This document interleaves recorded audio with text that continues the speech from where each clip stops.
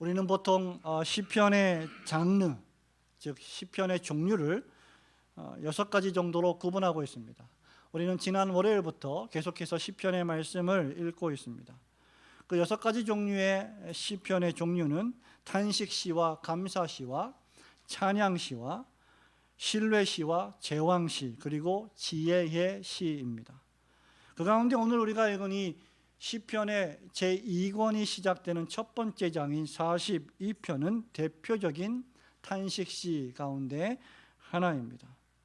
탄식시는 신자가 당하는 고통을 하나님께 호소하며 원수를 고발하고 하나님께서 우리 대신에 복수해 주실 것을 간구하며 하나님을 신뢰한다고 고백한 후에 찬양과 맹세로 끝이 나는 시입니다.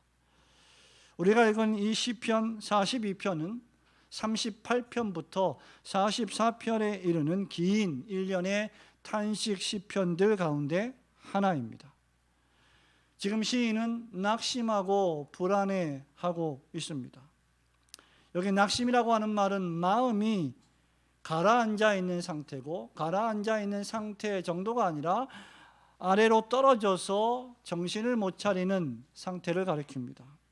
또한 불안하다라고 하는 말은 방해를 받는 상태로서 마음이 하나가 되지 아니하고 나뉘어져서 걱정과 근심이 엄습하는 감정의 상태입니다. 누구든지 낙심하고 불안해하게 되면 걱정하게 되고 근심하게 되며 그것 때문에 영혼과 육체가 파리해지고 병에 걸리기 쉽게 됩니다. 이 시편의 역사적 배경은 보통 2가지로 추정됩니다. 하나는 다윗 왕이 그 아들 압살롬의 반역으로 말미암아 예루살렘을 떠나 피신하여 도망 다닐 때 하나님의 도우심을 간구하는 것으로 보는 것입니다. 또 하나는 어느 고라 자손의 자손 중에 하나가 성전에서 찬양하며 봉사하던 시절을 그리워하면서 고백하는 것으로 보는 것입니다. 3절과 10절의 말씀은 다윗 왕이 압살롬에게 쫓기던 때에 지은 것임을 지지해주고, 4절의 말씀은 성전에서 찬양하던 지도자가 고라 자손임을 지지해주고 있습니다.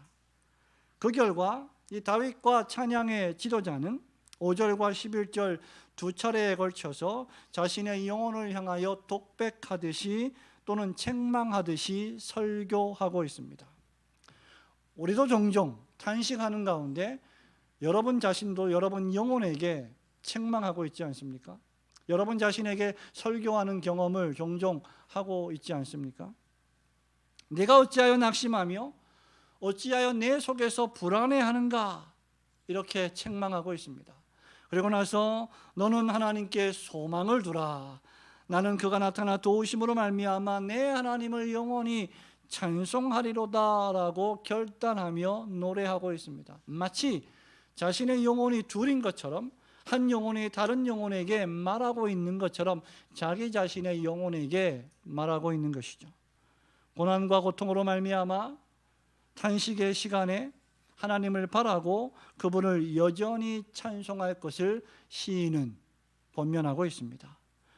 우리는 이 시편을 통해서 2가지를 생각해 보려고 합니다. 첫 번째로, 탄식과 고통 가운데 우리 그리스도인들은 더욱 갈급히 하나님을 찾아야 할 존재들임을 가르쳐 줍니다. 1절과 2절 말씀을 우리 함께 다시 한번 봅니다. 하나님이여, 시작. 하나님이여, 사슴이 시냇물을 찾기에 갈급함같이 내 영혼이 주를 찾기에 갈급하니이다. 내 영혼이 하나님 곧 살아계시는 하나님을 갈망하나니 내가 어느 때에 나아가서 하나님의 얼굴을 배울까. 아멘. 물론 우리는 지금 다윗과 같은 고난과 고통을 당하지는 않습니다. 반역자 압살롬에게 쫓기는 일도 여러분에게는 없고 생명의 위협을 받는 일도 없습니다. 당장 내일 전쟁이 터진다고 하면 모를까 다윗이 당하는 똑같은 고난과 고통은 우리에게 없습니다. 그러나 오늘날 우리에게도 여러 다른 종류의 탄식하는 순간들이 있습니다. 탄식하게 만드는 여러 가지 문제들이 있습니다. 깨진 가정의 문제, 남편과 아내 사이에 화목할 수 없는 깊은 골, 부모와 자녀 사이의 불신, 사업이 부도가 나거나 그 정도는 아니더라도 대단히 어려움을 당하고 성과를 내지 못해서 초조해하는 마음의 상태 등이 우리가 느끼고 있는 탄식입니다. 자녀들이 내 마음대로 움직여지지 않고 내 마음대로 살지 않아서 겪는 고통도 있습니다. 또는 큰 질병을 얻거나 건강에 이상이 생겨서 마음으로 영으로 탄식하기도 합니다. 이런 문제들이 나의 잘못된 습관이나 내가 실수하고 잘못해서 내가 죄를 지어서 발생하는 일이기도 합니다. 그러나 욥 같은 경우에 그런 일이 아니더라도 당하는 고난일 수도 분명히 있습니다. 또 어떤 경우에는 이런 문제들이 내가 하나님을 잘 섬기고 있는데도, 하나님을 잘 예배하고 있는데도 발생하고 있습니다. 하나님을 예배하는 일에 최선을 다하고 열심히 살아가며 주의 나라와 주의 복음을 위하여 물질로 헌신하며 많은 사람들을 구제하고 돕는데도 불구하고 우리의 살림살이는 좀처럼 나아질 기미가 보이지 않고 삶에 여러 문제들이 생기며 팍팍하고 어렵습니다. 모든 일이 내가 원하고 바라는 대로 되지 않아서 답답합니다. 탄식합니다. 한숨을 쉽니다. 그런데 더 나아가 더군다나 주변에서 그렇게 살아가고 있는 나를 조롱하는 소리가 들립니다. 네가 무슨 죄를 지었으니까, 네가 하나님 앞에 뭔가 밉보였으니까 이런 일들이 너에게 발생하는 게 아니냐, 하나님을 잘 섬기는 너에게 뭐하러 이런 일이 벌어지겠느냐라고 말하면서 찢어진 상처에 소금을 갖다 붓는, 염장 지르는 일들이 벌어집니다. 또는 네가 그렇게 열심히 하나님을 섬기고 예배를 드리고 꼬박꼬박 소득의 11조를 바치고 감사의 예배를 드리고 헌신하고 섬기는데도 병에 걸리고 그렇게 지질이 가난해지는 걸 보니까 내가 믿는 하나님이 도대체 무슨 소용이냐라고 하나님을 모독하기도 합니다. 이런 일이 사실은 지금 다윗에게 벌어지고 있는 일입니다. 3절과 4절의 말씀을 우리 함께 읽어보도록 합니다. 사람들이 종일 시작. 사람들이 종일 내게 하는 말이 내 하나님이 어디 있느뇨 하오니 내 눈물이 주야로 내 음식이 되었도다. 내가 전에 성의를 지키는 무리와 동행하여 기쁨과 감사의 소리를 내며 그들을 하나님의 집으로 인도하였더니 이제 이 일을 기억하고 내 마음이 상하는도다. 아멘. 사람들이 다윗을 조롱했습니다. 심지어 다윗을 도왔던 측근에 있는 자들도 배신하며 다윗을 조롱했습니다. 나아가 다윗이 믿는 하나님을 모독하고 조롱했습니다. 이로 인하여 다윗의 마음은 낙심했습니다. 불안했습니다. 눈물이 났습니다. 울지 않아도 그냥 눈물이 흘렀습니다. 다윗은 눈물을 얼마나 많이 흘렸는지 그 눈물이 주야로 자신의 음식이 되었다라고 말할 정도였습니다. 다윗은 성전에서 하나님의 위대한 말씀을 들었고 성전 지도자의 지도에 따라서 하나님을 경배하고 찬양하며 노래했습니다. 음악의 조예가 깊었던 다윗 스스로도 수금을 탔고 수금과 비파와 재금을 잡아 신령한 노래를 부르는 자들을 성전에 세우기도 했습니다. 다윗은 오늘 이 시편의 저자로 추정되는 고라 자손을 세워서 찬송시를 만드는 직무를 맡기기도 했습니다. 당시에 다윗은 하나님의 말씀을 들었고 찬송으로 기도했고 수금을 타며 자신의 마음을 하나님께 드릴 때 그 마음에 기쁨과 평안이 넘쳤고 하나님의 도우심을 확신했습니다. 그런데 지금 다윗은 그 마음이 상하고 있다라고 고백합니다. 그러면서 다시 한번 5절에서 자신의 영혼을 향하여 내가 어찌하여 낙심하며 내 속에서 불안해하는가? 너는 하나님께 소망을 두라 하고 자기 자신을 격려합니다. 여기 너는 하나님께 소망을 두라는 이 말씀을 개역 한글은 너는 하나님을 바라라로 번역을 했습니다. 고통과 고난으로 말미암아 탄식하는 영혼은, 특별히 신자는, 성도는, 그리스도인은 사람이 아니라 하나님을 바라볼 때 치유되는 것입니다. 시인 다윗은 자신에게 하나님을 바랄 것을 스스로 촉구하고 있습니다. 다윗에게는 대적자들의 조롱이 문제가 아니었습니다. 예루살렘에서 쫓겨난 것이 문제가 아니었습니다. 왕권을 잃어버린 것이 문제가 아니었습니다. 그에게는 하나님의 침묵이 문제였던 것입니다. 아무리 고통이 오래되고 여러분 삶에 고난이 지속된다 할지라도 하나님께서 왜 그렇게 하시는지 말씀해 주시고 응답하신다면 그런 고난과 질병과 아픔은 아무것도 문제가 되지 않습니다. 그렇게 다윗은 지금 침묵하시는 하나님을 향하여 사슴이 시냇물을 찾기에 갈급함같이 자기 영혼이 주를 찾기에 갈급하다라고 고백하는 것입니다. 다윗은 양을 치는 목동의 경험으로서 목이 말라 시냇물을 찾아 헤매는 사슴을 많이 목격했을 것입니다. 요즘같이 이렇게 이른 때에 6월에 폭염이 계속될 때 여러분 시원한 물은 여러분의 육체, 지친 육체를 채워주는 매우 좋은 생명수와 같습니다. 사람은 오랫동안 그렇지 않더라도 물을 마시지 않으면 죽는 존재입니다. 지금 다윗에게 필요한 것은 생명수를 주실 수 있는 하나님을 갈급하게 찾는 것입니다. 세상 사람들은 어려운 문제를 만나면, 사고나 사건을 만나면 도울 사람을 찾고 문제를 해결하기 위해 온 사방을 뛰어다니며 도울 원군들을 모읍니다.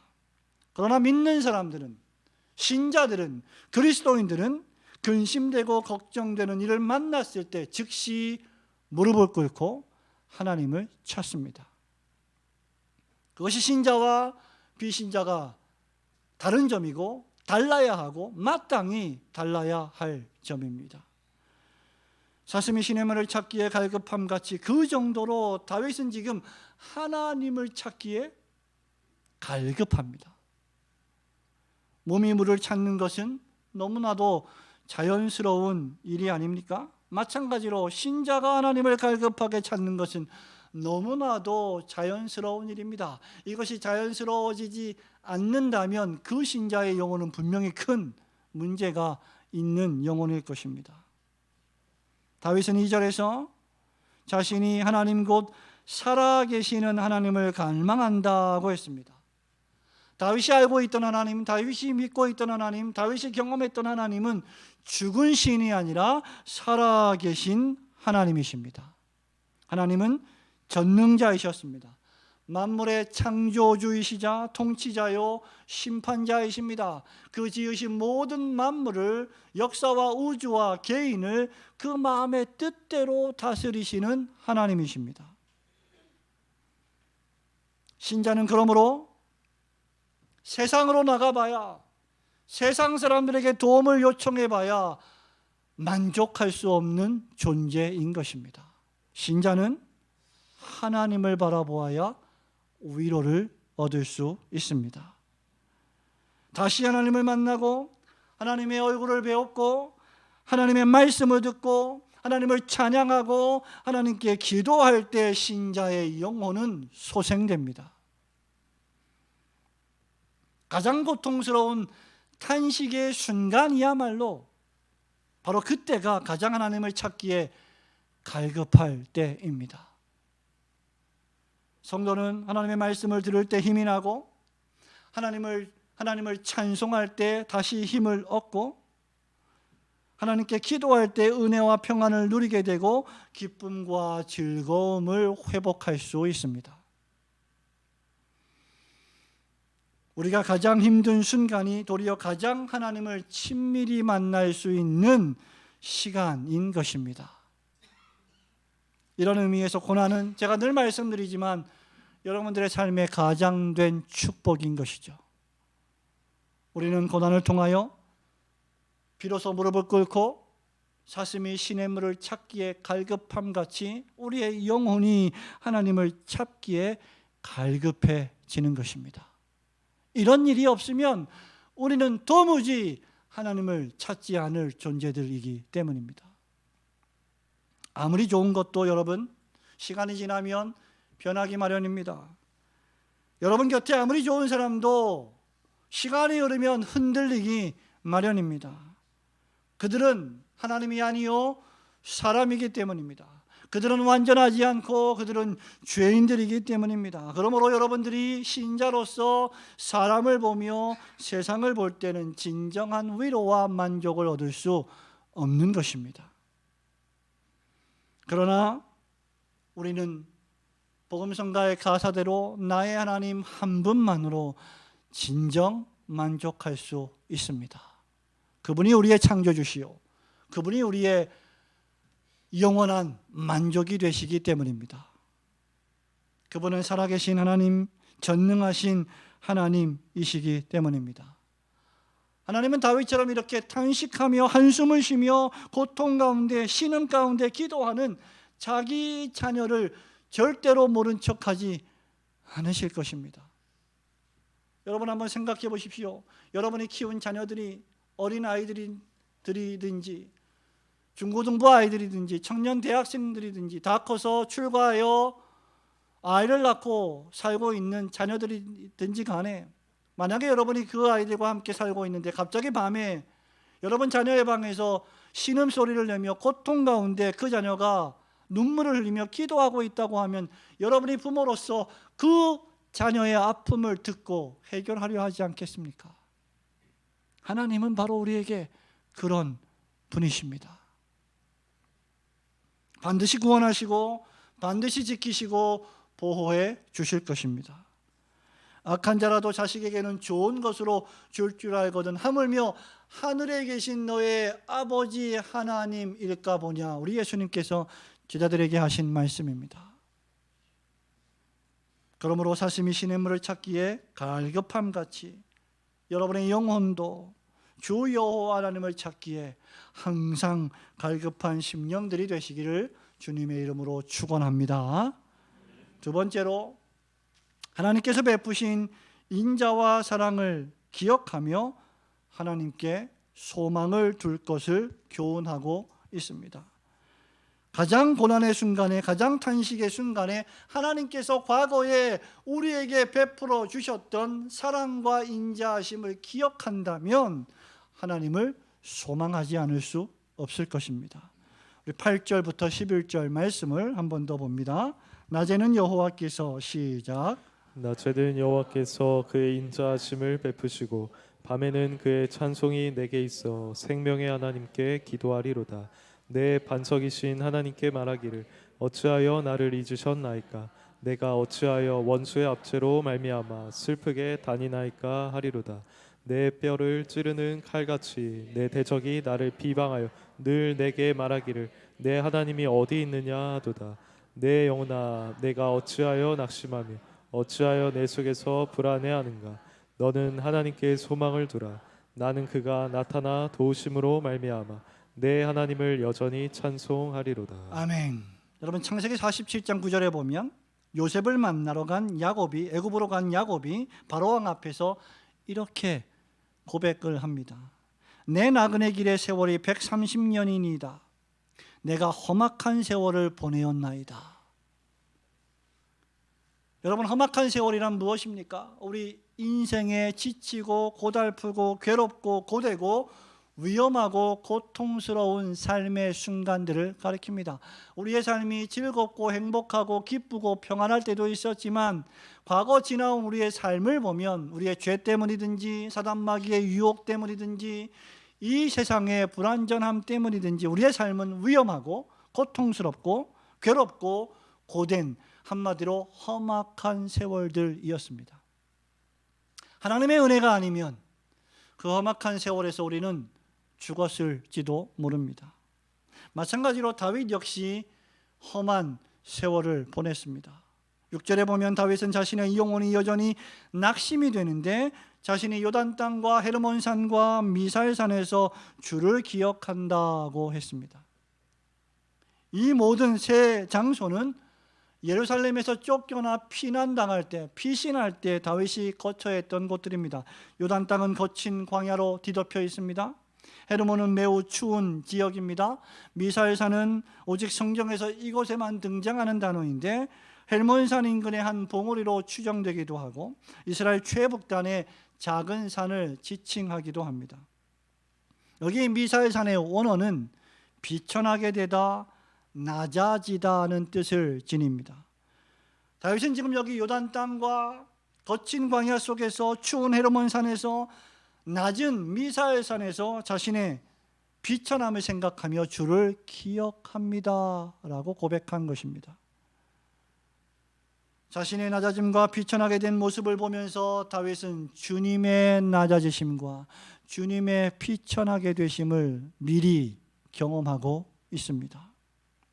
한때 가장 높은 자리에 앉았고 모든 영광과 찬송을 한 몸에 받았던 다윗이 압살롬에게 쫓기고 있으며 숨을 곳 없는 광야에서 잠을 청하고 추운 헤르몬 산에서 기거했고 낮고 낮은 미살산에서 거처했습니다.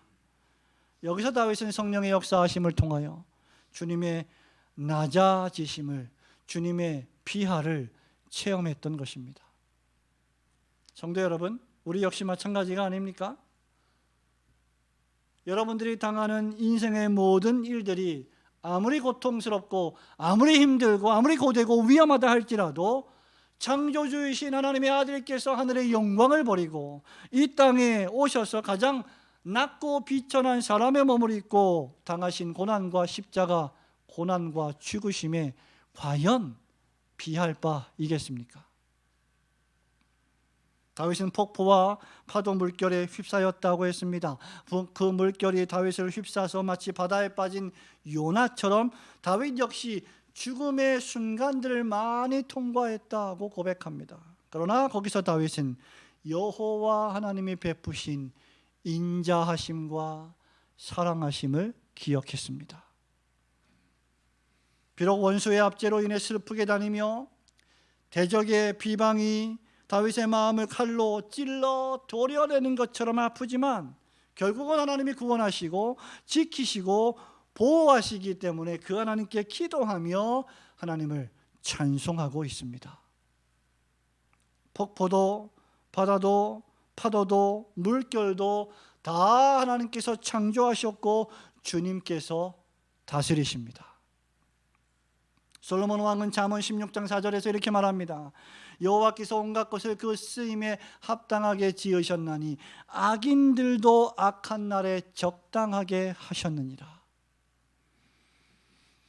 다윗을 쏘는, 다윗의 마음을 칼로 찔러 도려내는 것처럼 비방하는 악인들도 악한 날에 하나님이 쓰시려고 적당하게 지으셨다. 그런 하나님이시라면, 그런 하나님께서 우리의 인자하신 아버지이시라면 우리가 두려워할 것이 무엇이란 말입니까? 다윗은 자신의 평생에 수시로 자신을 도우시고 구원하시고 지켜주신 하나님을 체험했습니다. 다윗은 책에서 하나님을 배운 것이 아닙니다. 다윗은 논문에서 하나님을 배운 것이 아닙니다. 다윗은 수학적 공식으로 하나님을 배운 것이 결코 아닙니다. 다윗은 직접 하나님을 만났고 하나님의 역사하심을 체험했습니다. 사무엘상 17장 36절과 37절에서 다윗은 블레셋의 골리앗을 두려워하는 사울 왕에게 이렇게 말합니다. 또 다윗이 이르되 여호와께서 나를 사자의 발톱과 곰의 발톱에서 건져내셨은즉 나를 이 블레셋 사람의 손에서도 건져내시리이다. 사울이 다윗에게 이르되 가라, 여호와께서 너와 함께 계시기를 원하노라.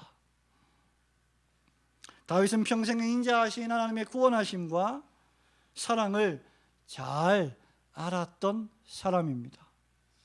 그렇게 다윗은 8절에서 그가 찬양하는 하나님을 생명의 하나님이라 부르며 하나님께 기도하고 있는 것입니다. 하나님이 큰 폭포와 바다의 파도에 휩쓸린 자신을 구원하셨음을 고백하는 것입니다. 비록 하나님이 그 하나님의 구원이 즉시 이루어지지 않는다 할지라도 하나님은 다윗의 반석이시기 때문에 반드시 하나님을 통하여 다윗은 구원을 얻게 될 것입니다. 그렇다면 왜 하나님은 즉시 구원하시지 않는 것입니까? 왜 하나님은 다윗으로 하여금 계속해서 이스라엘의 왕권을 유지하게 하시지 반역을 일으키게 허용하셔서 고통을 당하게 하시는 것입니까? 왜냐하면 이런 시간을 통하여 다윗의 신앙이 성숙하고 더욱 하나님을 의지하며 하나님의 역사하심을 체험하게 될 것이기 때문입니다. 하나님이 왜 이렇게 하실까? 그냥 하나님이 나에게 복만 주시고 나에게 좋은 일만 생기게 하셔도 내가 하나님을 잘 섬길 텐데 왜 하나님은 나에게 이런 아픔을 주실까? 여러분 중에 혹시 그렇게 생각하시는 분이 계십니까? 이렇게 하시지 않고 우리에게 꽃길만 주시고 형통만 주셔도 우리가 성숙하게 하나님을 섬길 텐데 말입니다. 그러나 여러분, 결코 여러분을 믿지 마십시오. 결코 여러분은 그럴 수 없는 존재들입니다. 우리가 꽃길만 걷고 우리가 형통하고 우리의 만사가 다 잘 되면, 그래서 우리가 겸손하게 하나님을 잘 섬길 수만 있다면 얼마나 감사한 일이겠습니까? 그러나 우리가 제일 먼저 교만해질 사람들이고 하나님을 떠나 배반할 자들이 될 것입니다. 결코 타락한 본성을 지닌 여러분 자신을 지나치게 신뢰하지 마십시오. 그렇게 때로 하나님은 우리 곁에 바울에게 그렇게 하셨던 것처럼 가시를 그냥 두시는 것입니다. 3번씩이나 이 가시가 내게서 없어지기를 원합니다, 주님이라고 바울은 기도했지만 내 은혜가 너에게 족하다라고 응답하셨습니다. 그것이 바로 바울에게 은혜가 되었기 때문입니다. 이런 때에 다윗의 태도는 그저 선하신 하나님을 굳게 믿고 그 하나님을 바라는 것입니다. 그러므로 이제 다윗은 다시 한번 자신의 영혼을 향하여 노래합니다. 11절 말씀을 다윗의 심정으로 한번 같이 읽어봅니다. 내 영혼아, 시작. 내 영혼아, 내가 어찌하여 낙심하며 어찌하여 내 속에서 불안해하는가? 너는 하나님께 소망을 두라.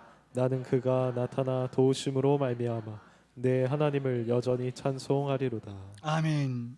다윗은 3절에서 너의 하나님이 어디 있느냐? 다윗아, 네 하나님이 어디에 있느냐라고 조롱하는 자들을 염두에 두고 11절에서 그가 나타나 도우심으로 말미암아 나는 내 하나님을, 나의 하나님을 여전히 찬송하리로다라고 대응합니다. 다윗에게 하나님은 친밀한 나의 하나님이셨습니다. 오직 그의 하나님만이 그의 도움이시고 다윗이 바라보아야 할 다윗의 구원이셨습니다. 할렐루야로 시작해서 할렐루야로 끝나는 소위 할렐루야 시편들이 있습니다. 여러분이 시편의 말씀을 지금 읽고 있는데 리딩 지저스의 시편의 책을 공부했다면 이 시편이 어딘지 아실 것입니다. 바로 시편의 제일 마지막 5개의 장 146편부터 150편이 바로 그것입니다. 그 가운데 146편 3절, 4절, 5절은 이렇게 노래합니다. 귀인들을 의지하지 말며 도울 힘이 없는 인생도 의지하지 말지니 그의 호흡이 끊어지면 흙으로 돌아가서 그날에 그의 생각이 소멸하리로다. 야곱의 하나님을 자기의 도움으로 삼으며 여호와 자기 하나님에게 자기의 소망을 두는 자는 복이 있도다. 성도 여러분, 사람들은 왔다가 살다가 갑니다. 여러분 주변에 여러분의 눈에 들어왔던 위대한 사람들, 아름다운 사람들, 멋진 사람들, 좋은 사람들도 왔다가 살다가 다 갑니다. 아무리 좋은 사람도 아무리 좋은 것도 흔들리고 사라지기 마련입니다. 그러나 우리 하나님과 우리 하나님의 말씀은 영원할 것입니다. 오직 하나님만이 여러분의 도움이시기 때문입니다. 그렇기에 우리 찬양대가 고백했던 것처럼 나는 주를 섬기는 일에 후회가 없습니다. 여러분 거기에 단어 하나를 더 붙이면 어떨까 싶습니다. 나는 주를 섬기는 일에 도무지 후회가 없습니다. 이 세상 살 동안 내가 걷는 길이 때론 험하여서 넘어질 때도 주의 강한 손이 나를 붙드시니 나는 예수님만 주로 섬기며 살리. 나는 주를 섬기는 일에 후회가 없습니다. 내가 걸어온 모든 시간 다 주의 은혜니 내가 걸어갈 모든 날도 주만 섬기며 살리. 오직 예수 이름 부르며 살아가리라. 하나님이 베푸신 인자와 사랑을 기억하며 오직 하나님만 바라며 하나님을 찬송하시는 성도들이 되시기를 주님의 이름으로 축원합니다. 사랑하는 우리 올고등교회 성도 여러분, 말씀을 맺습니다. 아마 역사 가운데 가장 큰 탄식으로 기도했던 분이 계시다면 바로 예수 그리스도이실 것입니다. 십자가를 지시기 전 예수님은 이 잔을 내게서 옮겨주시옵소서. 하나님, 할 수만 있거든 이 잔을 내게서 옮겨주옵소서라고 간청하셨습니다. 땀방울이 핏방울이 되도록 겟세마네 동산에서 기도하셨습니다. 십자가에 달리신 후 주님은 엘리 엘리 라마 사박단이라고 나의 하나님 나의 하나님 어찌 나를 버리셨나이까 라고 외치셨습니다. 탄식하셨습니다. 오늘 우리가 읽은 5절과 6절의 시인의 고백은 겟세마네 동산에서 탄식 가운데 기도하셨던 예수님의 고난을 반영하고 있습니다.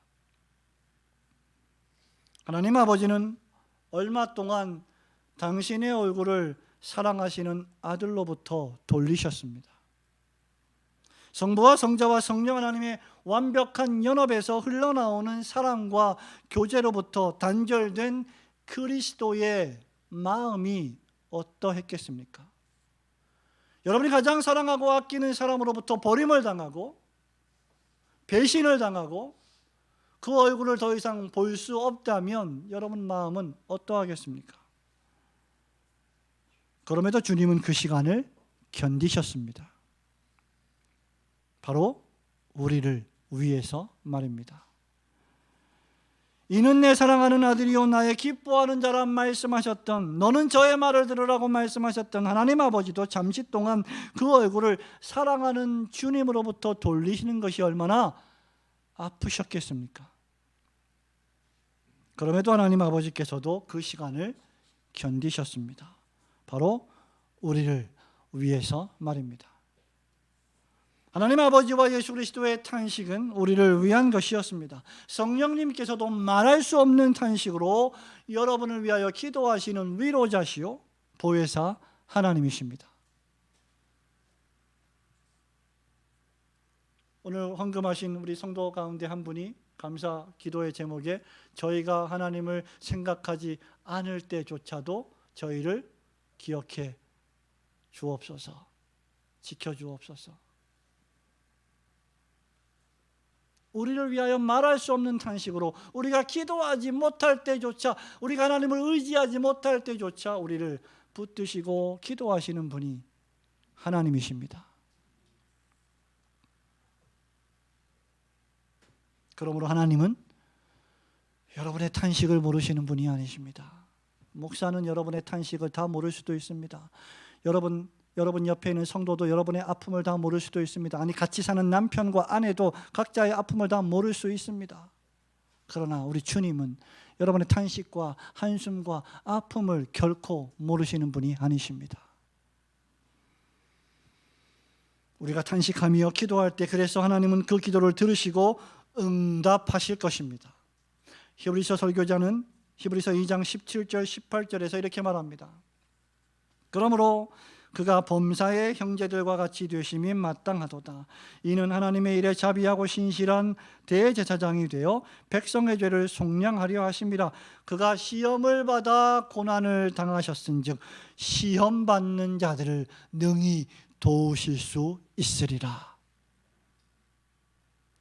우리 주님께서 탄식하며 기도하는 여러분의 기도를 들으시고 도우실 수 있는 이유는 그분이 친히 탄식하셨기 때문입니다. 그러므로 지금 시인의 이 기도는 참으로 적실한 기도가 아닐 수 없습니다.